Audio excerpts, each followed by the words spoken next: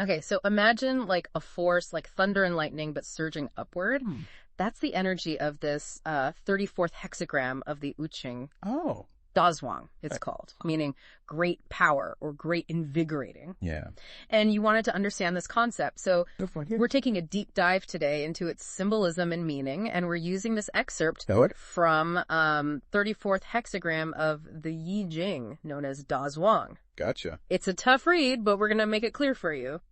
It is fascinating how even the name Da Zhuang evokes that feeling of potent energy. Right, and the imagery is so vivid. It's like a beast growing horns at its peak, raw surging power. Yeah. But here's what I find so interesting. It's also considered one of the 6 hexagrams of conflict.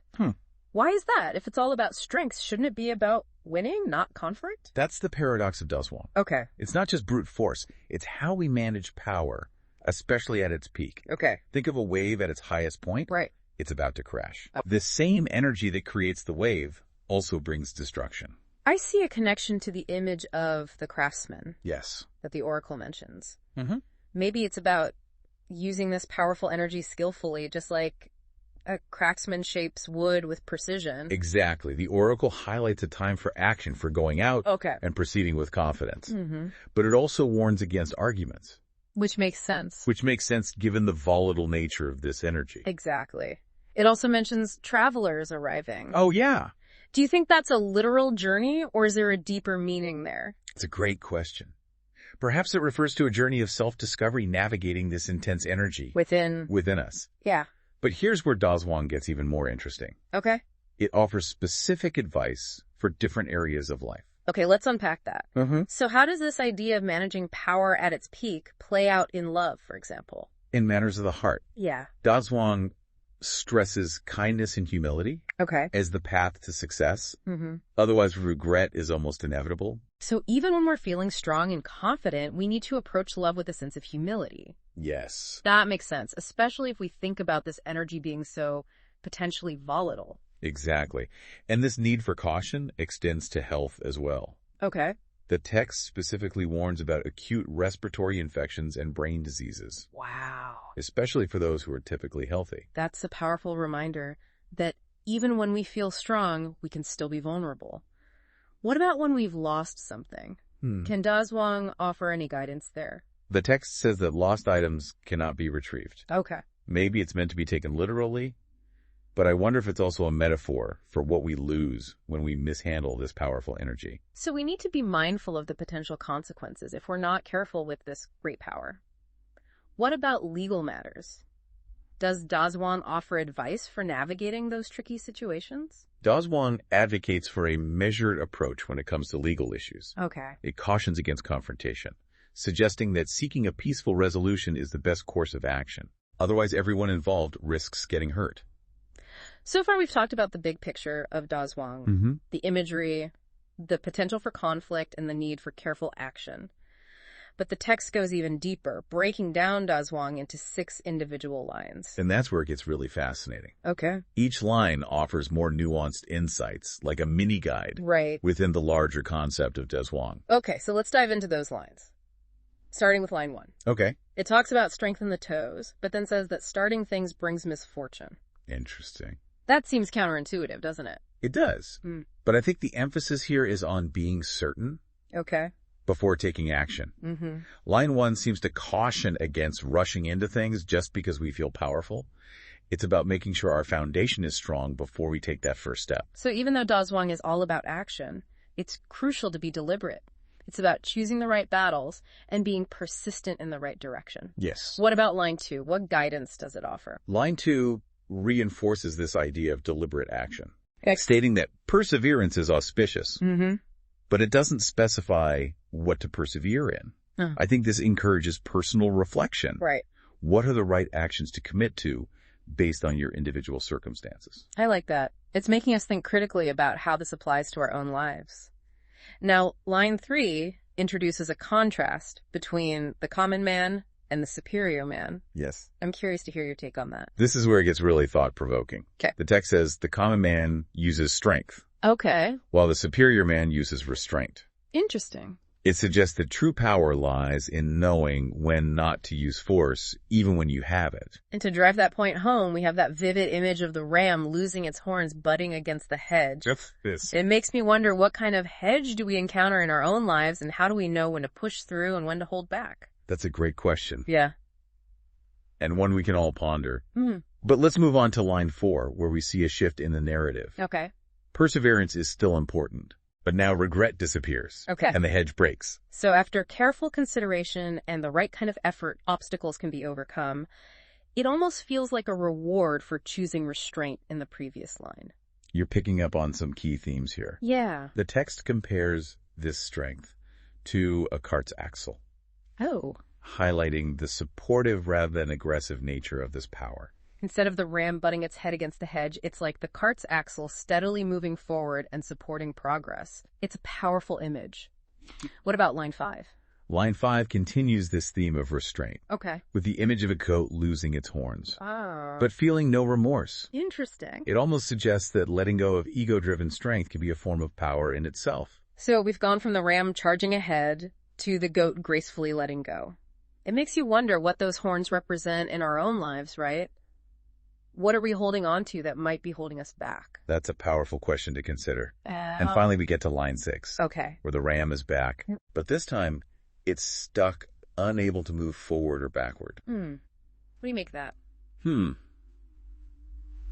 It seems like a warning against clinging to power, even when it's no longer serving us. Right. But here's where it gets really interesting. Okay.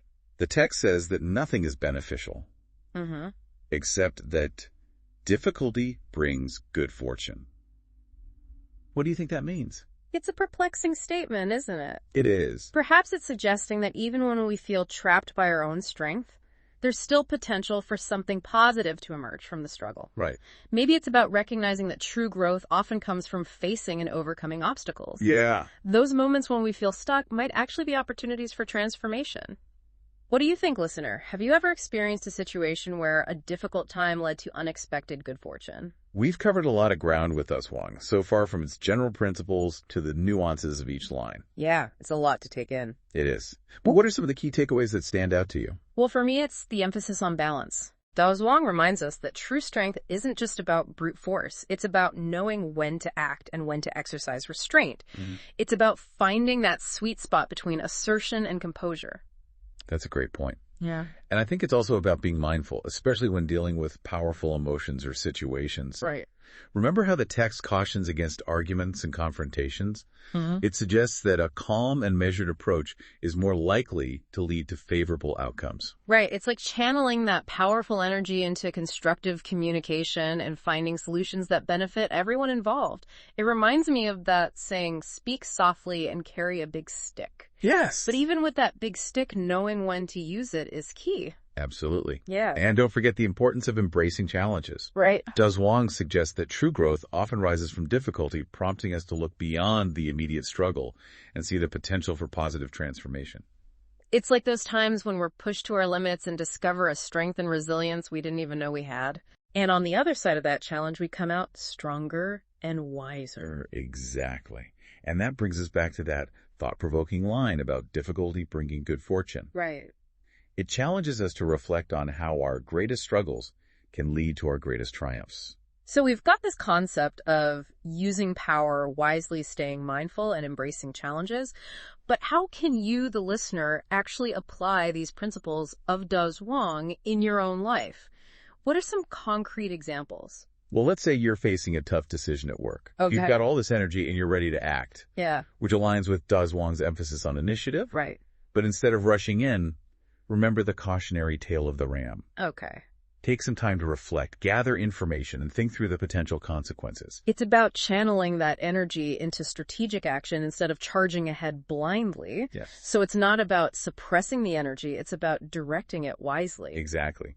Or let's say you're dealing with a conflict in a personal relationship. Again, that potent energy of Da Zhuang might make you want to react impulsively. Yeah. But remember the emphasis on kindness, humility, and seeking peaceful resolutions. So instead of letting that power escalate the conflict, you can use it to fuel your empathy and understanding. It's about taking a step back and asking yourself, what's the most constructive way to use this energy in this situation? Exactly.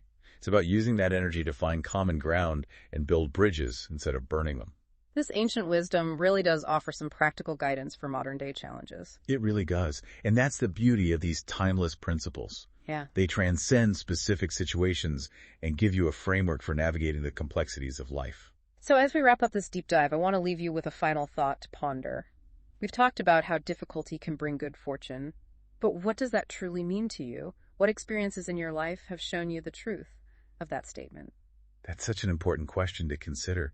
For me, it speaks to the idea that our greatest challenges often force us to tap into hidden resources we didn't even know we had. Yeah. It's like we're being called to step into our full potential, even if it takes some discomfort and struggle to get there. Exactly.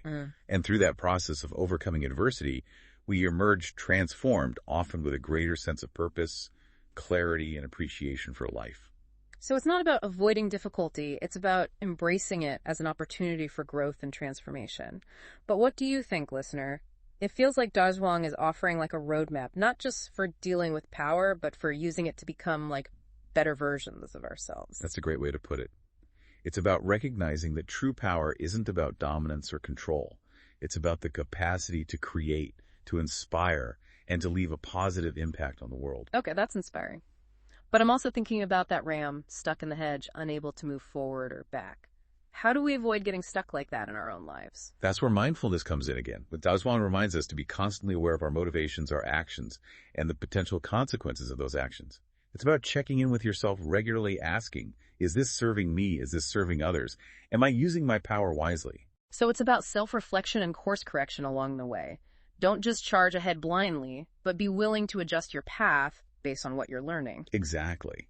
And sometimes that might mean letting go of something that's no longer serving you, even if it feels powerful or important to your ego.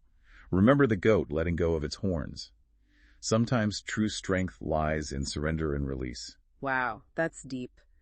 So Da Zhuang is not just about this initial burst of energy, but about a sustained and mindful approach to using power throughout our lives. Precisely. And that requires ongoing reflection, learning, and adaptation. It's a lifelong journey, not a destination. Well, I think we've covered a lot of ground today, and I know I'm walking away with a lot to think about. What about you, listener? What's resonating with you most about Da Zhuang? What insights are you taking away from this deep dive? This is just the beginning of exploring the richness and wisdom of Da Zhuang. Keep researching, keep reflecting, and keep experimenting with these ideas in your own life. And who knows, maybe your struggles will lead you to a good fortune you never even imagined. Thanks for joining us on this deep dive into Da Zhuang, and until next time, keep exploring the power within the power.